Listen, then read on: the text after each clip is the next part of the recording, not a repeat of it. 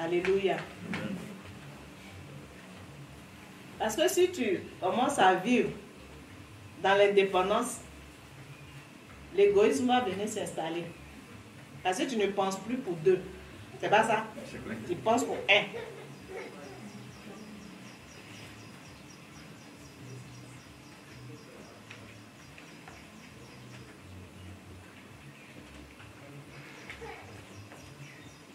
J'ai vu une fois sur les réseaux sociaux un monsieur qui était décédé. Je ne sais pas si c'est un monsieur ou c'est une femme. Entre les deux là, je n'ai pas retenu. Mais c'est après le décès de l'un des deux que l'autre est surpris de voir que un des deux avait un autre mariage ailleurs, avec d'autres enfants ailleurs, avec des réalisations ailleurs. Tu as vu ça, frère? Une double vie. Voilà, une double vie. Ça, c'est ce que l'indépendance là entraîne qu'elle a. Parce que tu fais ce que tu as envie de faire. Ce qui crée aussi les crises dans les foyers, dans les familles, ce sont les paroles blessantes, injurieuses. Souvent lorsqu'on est fiancé, ou bien lorsque, je sais que Barnabas va donner son exemple, quand il courtisait la jolie femme là, la sage, il disait les paroles gentilles. Voilà. Il disait les paroles gentilles. Mais quand ils sont arrivés dans le foyer, il y a certaines paroles gentilles qui ont disparu. Ah, mais c'est vrai, hein? Ou bien, qui peut dire le contraire ici? Elle a dit c'est ça. Ah.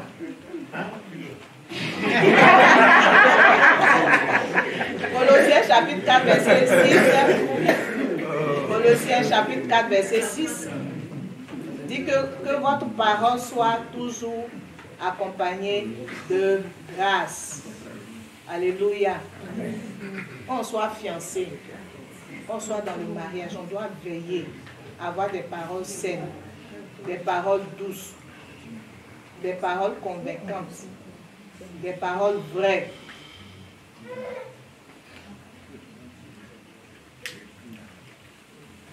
Des fois, il arrive qu'il y a certaines choses qui peuvent t'énerver. Et puis le diable te dit des vilains mots dans la tête. C'est pas ça? Mais il faut lui dire rien de moi, Satan. Tu veux mettre la crise entre mon épouse et moi. Tu veux mettre la zizanie dans ma maison.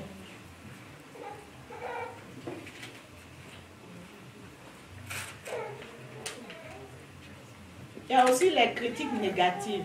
Parce qu'il y a les critiques positives et puis il y a les critiques négatives.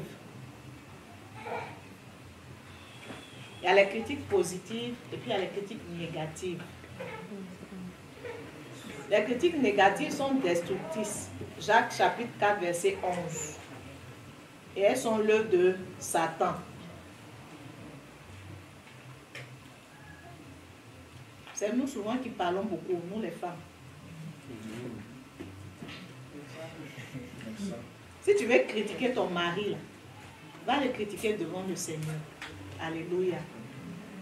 Va le critiquer devant le Seigneur. Parce que c'est lui qui peut le changer. La personne à qui tu vas aller dire que mon mari est comme ceci, mon mari est comme cela, la personne ne pourra pas t'aider. Au contraire, elle ne fera qu'empirer la situation.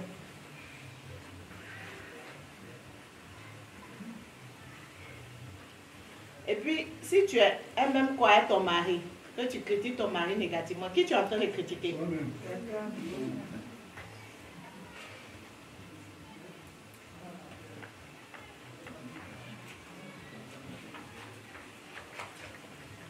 Il y a aussi les mensonges qui créent les crises dans les couples, dans les foyers. Il faut dire la vérité, pardon.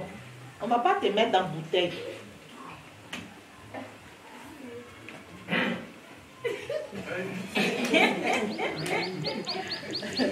Les mensonges font partie des choses que Dieu aime. Alléluia. On dit la vérité. Les mensonges font partie des choses que Dieu hait. Proverbe chapitre 12, verset 22. Les lèvres fausses sont en horreur à l'Éternel. Et le diable, je crois, a appelé le père du mensonge. Le diable a appelé le père du mensonge dans Jean chapitre 8, verset 44. Il faut dire la vérité. Même si tu vas subir les conséquences, il faut dire la vérité. Parce que si tu ne dis pas la vérité à ton époux ou bien à ton épouse, qu'il découvre, le jour que quelqu'un dehors va venir lui dire quelque chose te concernant, il va croire. Parce qu'il va dire que ma femme me ment, ou bien mon mari me ment. Il faut dire la vérité. Amen. Amen.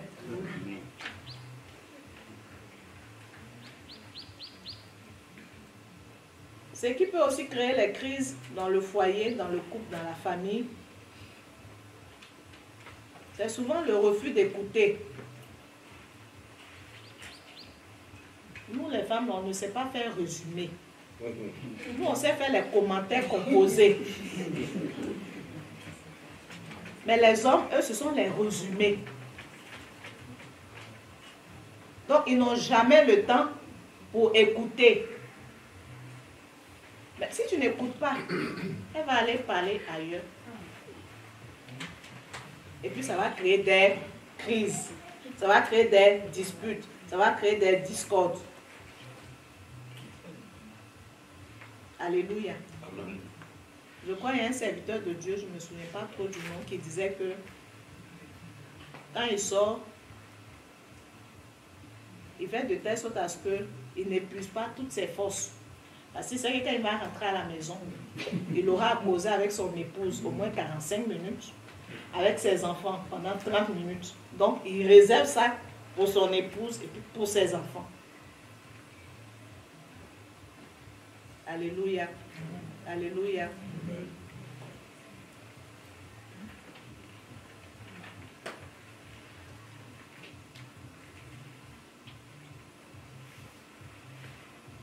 Ce qui entraîne également les crises dans le foyer,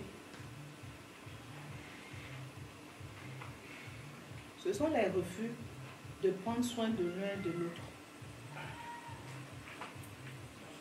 La plupart du temps, c'est pendant les moments de maladie. Toi, c'est toi qui tombes toujours malade. Comme si maladie, l'on va acheter au marché.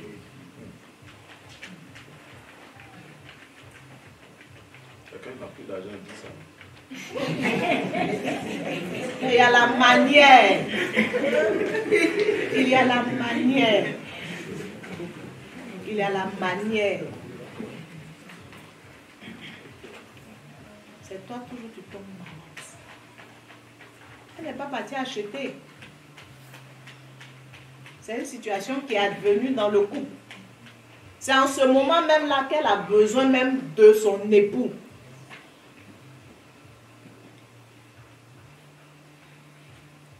Et le monsieur, il sort le matin. Il revient à 23h pour ne pas qu'on lui dise que j'ai mal ici. Au moment où il arrive, tu t'es déjà endormi. Ça crée des crises. C'est vrai que la femme peut ne pas parler, mais comme on l'a vu au début, les racines de l'amertume sont en train de s'installer. Il y a aussi des femmes qui abandonnent leur époux parce qu'il est malade. Moi, quand je te connaissais là, tu étais bien portant. Je ne t'ai pas dit que je vais épouser quelqu'un qui est maladif.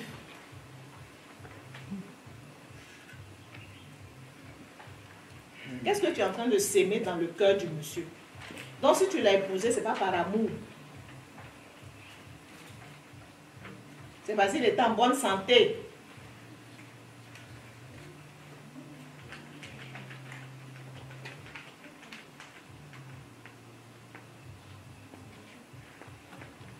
Ce qui aussi crée les crises dans les foyers, je ne voulais pas venir là-dessus, mais bon, je vais donner comme ça. C'est l'insoumission de nous les femmes.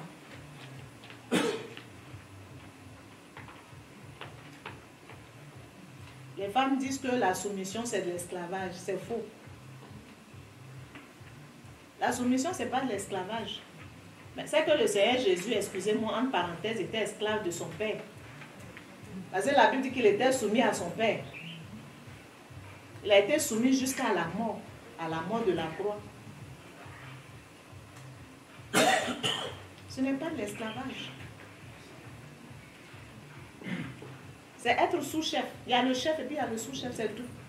Il y a le président et puis il y a le premier ministre. Ou bien?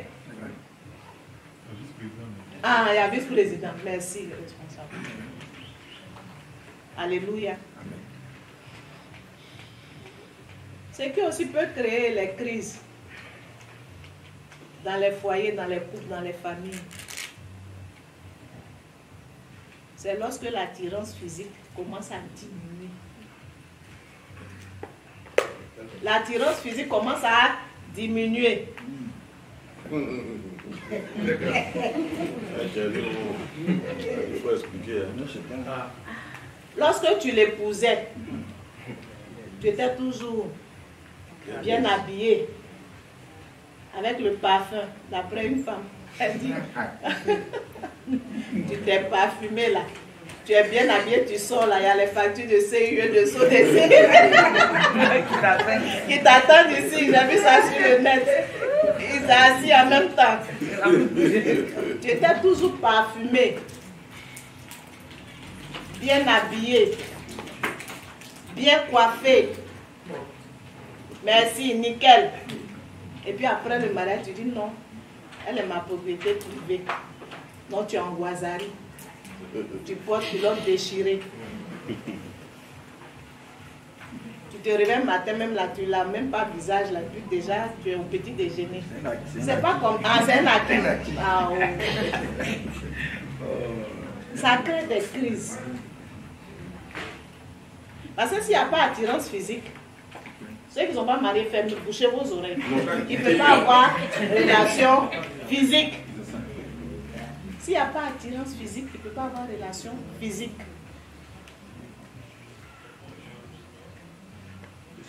Alléluia. Pour ceux qui ont été enseignés déjà, on sait que l'homme, il est attiré par quoi? Par.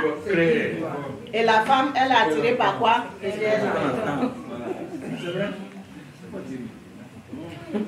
Donc, s'il n'y a plus d'attirance physique, il va y avoir crise.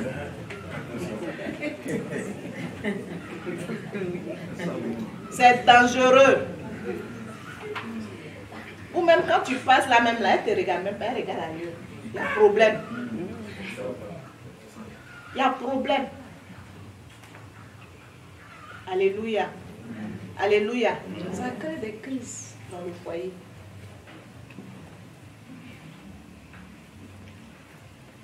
Avant, il t'appelait au moins 4 fois la journée.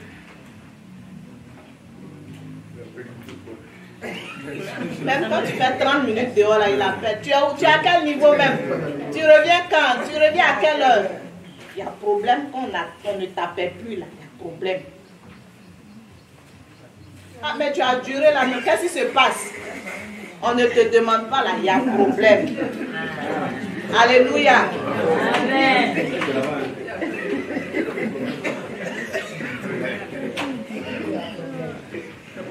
Qui parmi vous ici, les mamans, quand ton mari n'est pas à la main jusqu'à midi, te manque? Les mamans. Non, les mamans. Te manque. Tu as envie de le voir. Levez les mains. Ok, gloire à Dieu. Là où les mains sont baissées, là, il y a un problème.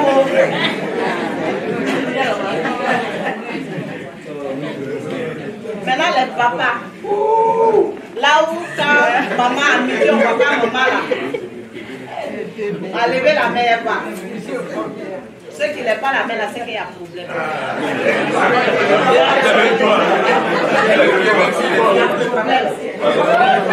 Il y a une pause. Il y a une pause. Ta femme ne te demande pas, tu ne l'appelles pas, il y a problème. C'est comme ça commence à être. Oui. Nous, on va le matin à 7h ou bien à 18h. Mais tu n'as pas pause entre 7h et 18h. La pause, c'est pour manger à midi.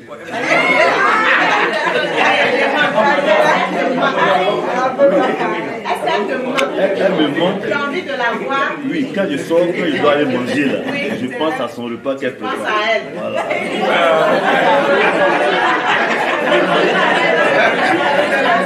t'appelle à tu pas de quoi. C'est là, là, tu sais que je peux manger dehors, c'est pas après. C'est comme ça commence petit. Alléluia. Alléluia. On va faire une pause. Il est 11h36. On va donner un chant. Je suis en train de voir qu'à la fin, il y aura des engagements que les uns vont prendre à l'endroit de l'autre. Sur papier. Faut dire. On va faire des petits papiers. Madame connaît comme ça. Va dire à connaît. Je m'engage. Aujourd'hui là. Ce que je ne faisais pas, je vais faire. Bon, je dis ça de façon globale. Hein. Voilà. Moi, quand je suis fâché, je sors et je dis pas au revoir. Est-ce que je ne suis pas homme? Je suis homme. Hein? Si je suis fâché là, je sors et je dis pas au revoir. On demande il est parti, oui, je suis déjà parti. Ça, c'est ça que je suis fâché. Si tu m'as appelé et dit non, je ne suis pas content, ça veut dire que quand est venu en régler. Donc, je prends engagement aujourd'hui. Même si je suis fâché, en sortant, je vais dire oui, je m'en vais. Chacun connaît pour lui. Hein. On est venu pour avancer. On n'est pas venu pour rester à la même place. On n'est pas venu pour manger seulement. Sinon, il y a manger à la maison là-bas. Amen. Donc, elle dit on prend une pause. Mais je pense qu'avant de prendre la pause, il y a des questions concernant ce volet-là. Vous allez poser des questions. La pause là, la première partie là, s'il y a des questions concernant cette première partie, les amertumes qui créent quoi? Qui créent des troubles dans le foyer. Est-ce qu'il y a des questions sur ce volet-là? Oui. Question. Moi, c'est Loé. Oui. Oui. Oui. Je voulais savoir si toutes les vérités sont bonnes à dire. D'accord. Est-ce que toutes les vérités sont bonnes à dire? Merci. Oui, question. Est-ce que toutes les vérités sont bonnes à dire? Parce que maman a dit que on ne doit pas mentir. Si tu m'as ça, tu rattrapé où? Si Dieu t'aime là, il va faire sortir. Donc il est mieux de commencer à lui. Mais elle pose la question, est-ce que toutes les vérités sont bonnes à dire? C'est une bonne question, mais ce n'est pas une bonne question. Oui, je vais prendre 5 questions.